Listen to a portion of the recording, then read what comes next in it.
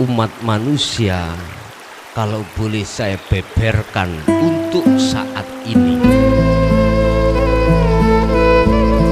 terkuasailah ruhaniyah ini oleh sifat basariyah. Sejak kapan dan waktunya kapan ruhaniyah kita itu terkuasai oleh sifat basariyah? Dan apa maksudnya Allah menyuruh sifat basariyah untuk menyertai ruhaniyah? Apa maksudnya? Kalau kita tanya apa maksudnya, Allah pingin nagih janji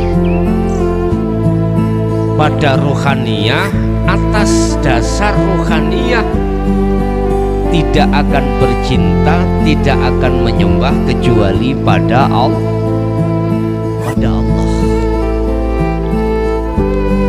Sejak kapan ruhaniyah ini terkuasai oleh sifat basariyah? Sejak akil balik.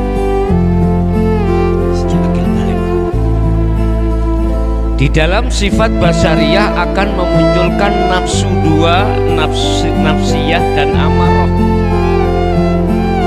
Nafsu nafsiyah di mana akan memunculkan sifat-sifat yang celak ing ngersani Allah, sifat yang memberontak terhadap Allah, atau sifat yang menjadi sifat wajibnya Allah dirampas oleh basariyah.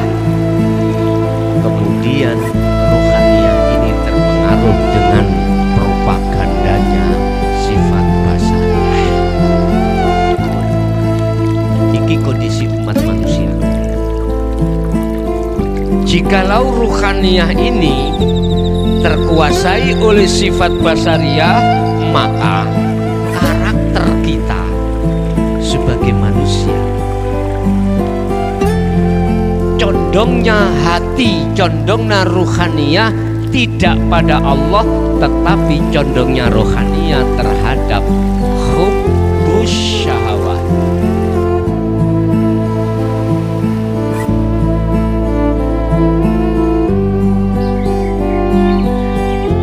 Apa hubbus syahwat ini? Hub tresnaning ati, hub tresnane ruh, asyahawah beberapa kesenangan yang bersifatkan duniawi. Ketika saat ruhaniyah sudah hubbus syahwat ini Pak, maka ruhaniyah akan lalai pada Allah. Itu pasti Pak. Dari segala hal sudut apapun pasti lalai hati kita pada Allah. Jangankan di luar sholat, di dalam sholat pun kita lalai pada Allah. Karena persoalannya ruhaniyah terkuasai oleh sifat basariyah, dan sifat basariyah lewat nafsu iki membikin hubbus syahwat, membikin ruhaniyah ini tertutup. Mata hati ruhaniyah tertutup oleh hubbus syahwat terhadap Allah. Fi qulubihim maradun fazadahumullahu maradun. Inilah kondisi umat manusia. Mayoritas kondisi hati umat manusia dalam hatinya berpenyakit atau terhijabi dengan ini. Ini pasti. Inilah kondisi umat manusia, khususnya umat Islam saya katakan. Urusan panjenengan kalih kula mau untuk menyisihkan, menghilangkan hubbus syahwat di dalam ruhaniyah kita atau tidak, itu urusan masing-masing. La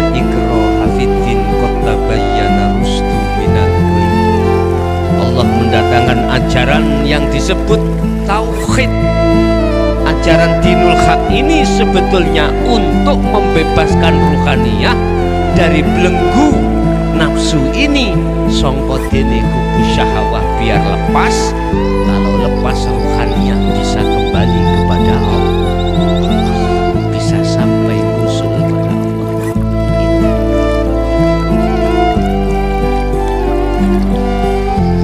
Lah yang menjadi persoalan kita pada saat ini adalah kebanyakan menolak ajaran dinul tauhid,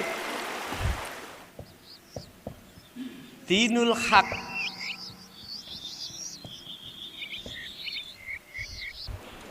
Ai dinul tauhid.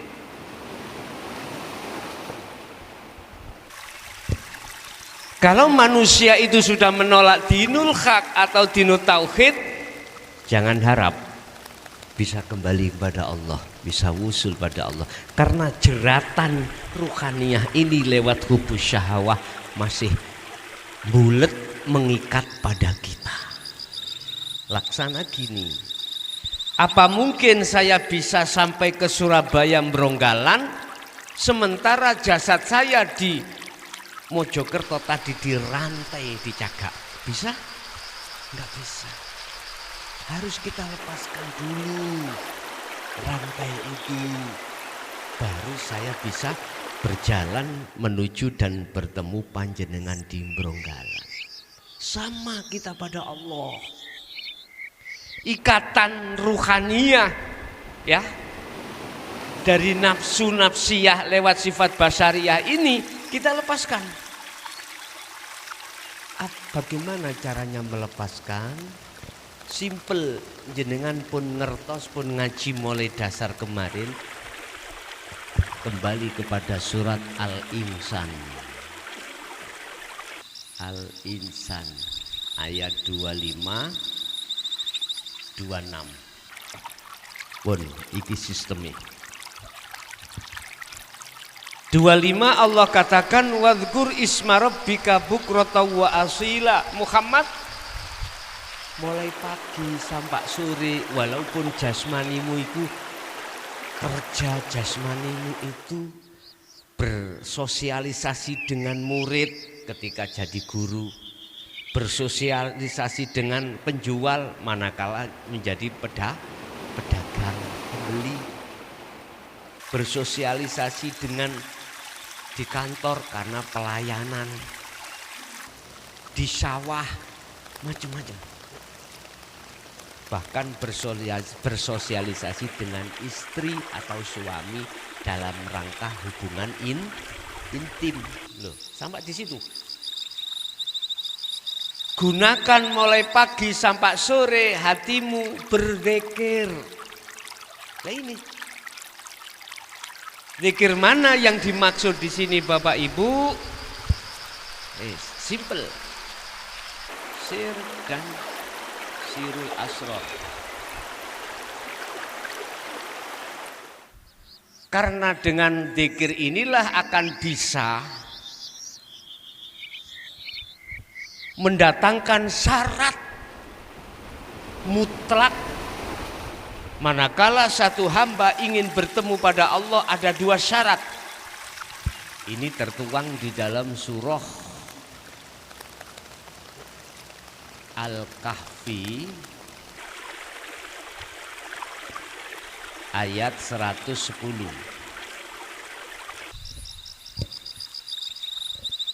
Dengan dzikir sirul asrar, sir dan sirul asrar, khususnya sirul asrar itulah akan bisa memaksimalkan syarat mutlak untuk bertemu Allah.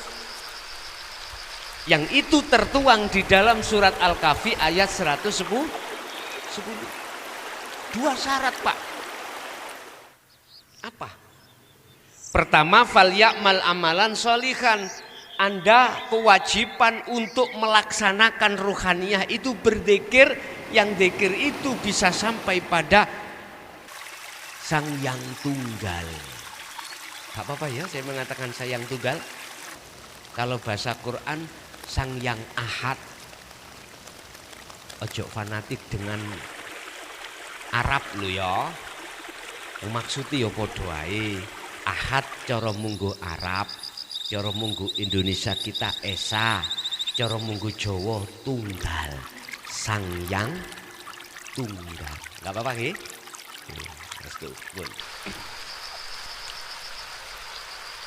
Pertama harus dilakukan dzikir ya. Dzikir itulah yang dimaksud fal ya'mal amalan sholihan.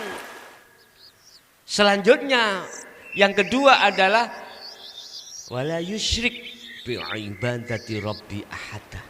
Ketika berzikir Anda harus lekas melepaskan perkara-perkara selain Allah di dalam hatimu. Termasuk dirimu yang merasa bisa berzikir, lepasin.